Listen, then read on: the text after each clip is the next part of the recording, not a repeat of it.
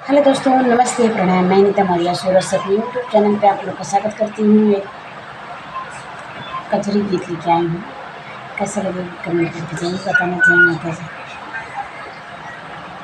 ऐतवार के निहारा मोर मोटाई पिया गई पिया ना। ऐतवार के निहारा मोर मोटाई पिया गईल दुबराई पिया ना। हमरे पापा के बोलैदा हमके नैहर पठैदा। हमरे पापा बोलैदा हमके नैहर पठैदा। ओही जाई के करबै हम दवाई पिया गईल दुबराई पिया ना। ओही जाई के करबै हम दवाई पिया गईल दुबराई पिया ना।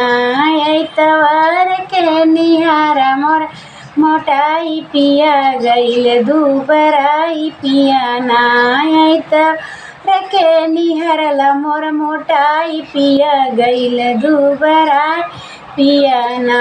हो जितना तू हमका खियाया देखी के सिहाया। जितना हमका तू खियाया उतना देखी के सिहाया। जितना हमका तू खियाया उतना देखी के सिहाया। हमरे खनवा के दिहला ना जराई पिया गईल दुबराई पिया ना। हमरे खनवा के गईला ना जराई पिया गईल दुबराई पिया ना।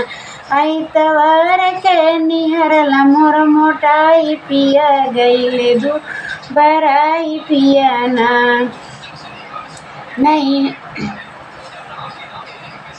नैहर में बैठे बैठे खाए हम तब आए तोहरे घरे पिया। घर में बैठ के हम खाए पिया तब तोहरे घरे आए पिया ना।